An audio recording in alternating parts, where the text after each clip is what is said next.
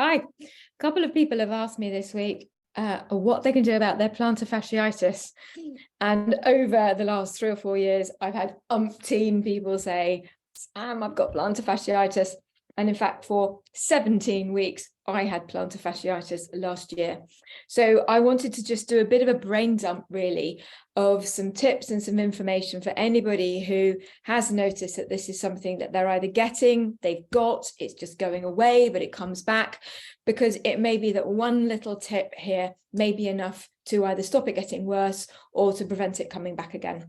So first of all, really quickly, what is plantar fasciitis? Well, the plantar fascia runs underneath your foot. It is a piece of tough membrane, if you like, or gristle. It's like that goes under your foot, and it comes right up under your foot and round the back of the heel. And plantar fasciitis, itis means anything that's inflamed.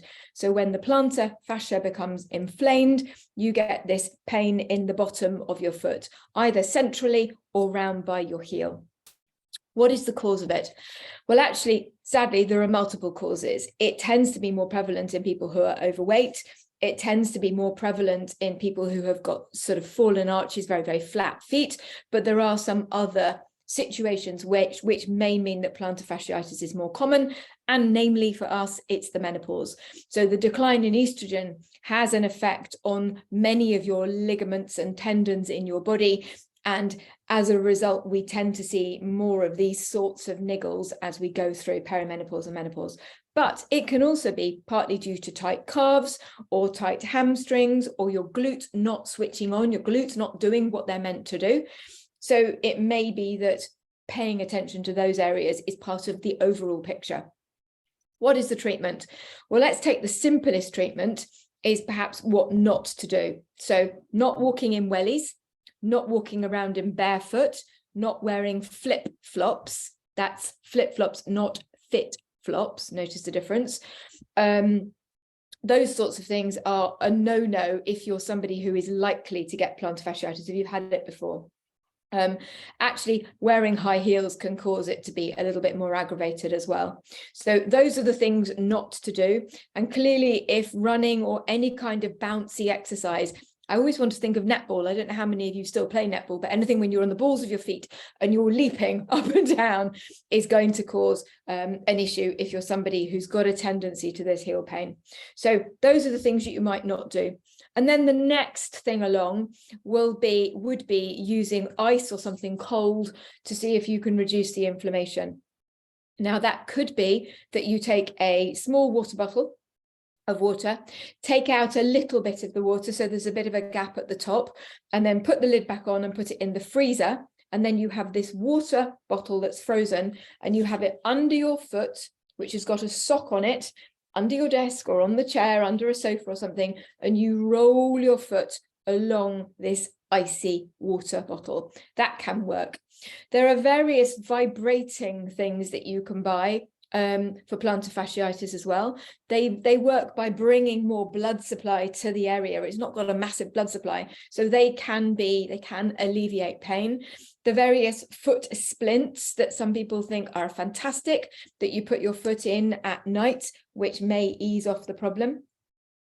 If none of those sorts of things are working, then you might be referred to a podiatrist or a specialist physiotherapist who might talk to you about, first of all, oral anti-inflammatories that you might take orally, or steroids. You can have shockwave treatment on your foot. And in fact, if it's really bad, you can go on to things like botulism injections, Botox, or even surgery. So I would always start at don't do what triggers it, and then work up from there. Some people say that this is a dull pain, and some people say it's a shooting pain. But the really interesting thing about plantar fasciitis is it's characterized by being excruciating pain after you've rested. So if, like me, you're a runner, okay, in the early days or when it's almost recovered, you might be able to go out for that run or out for that walk, and it's fine. And it's only when you come back in, you have your shower, you get comfortable, and then you start to put your foot down and it's excruciating. Obviously, the same thing happens first thing in the morning. When you've been asleep in bed, you put your foot down when you get out of bed, and it's excruciating. So that's the characterization of it. Some people say that increasing your fluids may help. Well, increasing your fluids helps most things. And some people say increasing your vitamin B to 50 milligrams may help. I don't think there's very much science behind it, but it's not going to do you any harm. What was I going to say? Vitamin D3 is anti-inflammatory. So it might be that you look at taking vitamin D3. But I think the most important thing is to try and stay mobile. That's not exercising, but trying to keep moving and go with the flow. But here, I think, is the thing that's specific for us women in perimenopause and menopause compared with the advice you might read generally. Most people say that plantar fasciitis takes between 6 and 8 weeks to go. Unfortunately, when we have a decline in estrogen, everything takes longer. So set yourself up for the long haul. If you can't run or walk on one foot, you've got an awful lot else you can do. I know it was 17 weeks for me because my son was getting married and I was all geared up to, am I really going to have to wear those shoes for his wedding? But slowly, it's gone and I am back and firing on all cylinders. But set yourself up for the long haul. Don't do anything that triggers it and makes it worse. Do keep mobile. Do keep working your glutes, working your calves. Do keep icing it if it helps. Don't wear those shoes that trigger it. And I hope that's helped. And if you don't have any luck with any of that, find yourself a decent physiotherapist or a GP who's going to refer you or help you and get some help with it soon. I hope that's helpful. Bye.